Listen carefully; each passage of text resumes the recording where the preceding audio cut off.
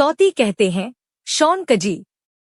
तत्पश्चात श्री कृष्ण की जिह्वा के अग्रभाग से शुद्ध स्फटिक के समान उज्ज्वल वर्ण वाली एक मनोहारिणी देवी का प्रादुर्भाव हुआ, जो सफेद साड़ी पहने हुए सब प्रकार के आभूषणों से विभूषित थी और हाथ में जपमाला लिए हुए थी। उन्हें सावित्री कहा गया है। साध्वी सावित्री ने सामने खड़ी हो हाथ जोड़ भक्तिभाव से मस्तक झुकाकर सनातन परब्रह्म श्री कृष्ण का स्तवन आरंभ किया। सावित्री बोली, भगवन, आप सबके बीच आदिकारण हैं, सनातन ब्रह्म ज्योति हैं, परात्पर, निर्विकार एवं निरंजन ब्रह्मा हैं। आप श्याम सुंदर श्री कृष्ण को मैं नमस्कार करती हूँ। यो कह मंद मंद मुस्कराती हुई वेदमाता सावित्री देवी श्रीहरि को पुनः प्रणाम करके श्रेष्ठ रत्नमय सिंहासन पर आसीन हुई। तत्पश्चात परमात्मा श्री कृष्ण के मानस से एक पुरुष प्रकट हुआ, जो तपाए हुए सुवर्ण के समान कांतिमान था। वह 5 बाणों द्वारा समस्त कामियों के मन को मत डालता है, इसलिए मनीषी पुरुष उसका नाम मन्मथ कहते हैं। उस कामदेव के वामपार्श्व से एक श्रेष्ठ कामिनी उत्पन्न हुई, जो परम सुंदरी और सबके मन को मोह लेने वाली थी। मंद मंद मुस्कराती हुई उस सती को देखकर समस्त प्राणियों की उसमें रति हो गई। इसीलिए मनीषी पुरुषों ने उसका नाम रति रख दिया। 5 बाण और पुष्पमय धनुष धारण करने वाले कामदेव श्रीहरि के सामने खड़े हो उनकी स्तुति करके आज्ञा पाकर रति के साथ रमणीय रत्नमय सिंहासन पर बैठे।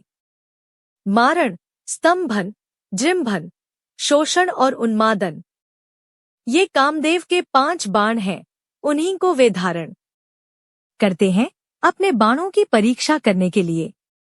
कामदेव ने बारी बारी से वे सभी बाण चलाए। फिर तो ईश्वर की इच्छा से सब लोग काम के वशीभूत हो गए।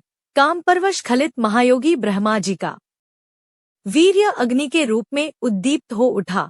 वे देवेश्वर अग्निदेव बड़ी बड़ी लपटें उठाते हुए करोड़ों ताड़ों के समान विशाल रूप धारण करके प्रज्वलित होने लगे। उस अग्नि को बढ़ते देख श्री कृष्ण ने लीलापूर्वक जल की रचना की।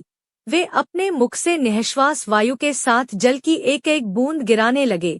मुख से निकले हुए उस बिंदुमात्र जल ने संपूर्ण विश्व को आप्लावित कर दिया। उसके किंचित कणमात्र जल ने उस प्रज्वलित अग्नि को शांत कर दिया। तभी से जल के द्वारा आग बुझने लगी। तत्पश्चात वहां एक पुरुष का प्रादुर्भाव हुआ, जो उस अग्नि के अधिदेवता थे। फिर पूर्वोक्त जल से एक पुरुष का उत्थान हुआ, जिनका नाम वरुण हुआ। वे ही जल के अधिष्ठाता देवता और समस्त जलजंतुओं के स्वामी हुए। इसके बाद उस अग्निदेव के वामपार्श्व से एक कन्या का आविर्भाव हुआ, जिसका नाम स्वाहा था। मनीषी पुरुष उसे अग्नि की पत्नी कहते हैं। जलेश्वर वरुण के वामपार्श्व से भी एक कन्या प्रकट हुई, जो वरुणानी के नाम से विख्यात थी।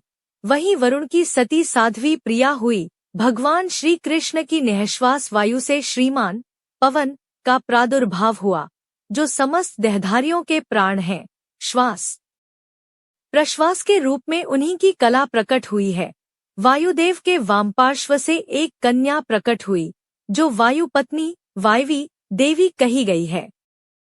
श्री कृष्ण का शुक्र जल में गिरा। वह 1000 वर्ष के बाद एक अंडे के रूप में प्रकट हुआ। उसी से महान विराट पुरुष की उत्पत्ति हुई, जो संपूर्ण विश्व के आधार हैं। उन विराट पुरुष के एक एक रोमकूप में एक एक ब्रह्मांड की स्थिति है। वे स्थूल से भी स्थूलतम हैं। उनसे बड़ा दूसरा कोई नहीं है। वे परमात्मा श्री कृष्ण के 16वें अंश हैं। उन्हीं को महाविष्णु जानना चाहिए। वे ही सबके सनातन आधार हैं।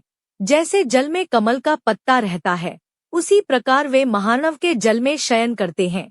उनके शयन करते समय कानों के मल से 2 दैत्य प्रकट हुए। वे दोनों जल से उठकर ब्रह्मा जी को मार डालने के लिए उद्यत हो गए। तब भगवान नारायण ने उन दोनों को अपने जघन देश में सुलाकर चक्र से काट डाला। उन दोनों के सम पूर्ण मेदे से यह सारी पृथ्वी निर्मित हुई, जिससे इसका नाम मेदिनी हुआ। उसी पर संपूर्ण विश्व की स्थिति है। उसकी अधिष्ठात्री देवी का नाम वसुंधरा है।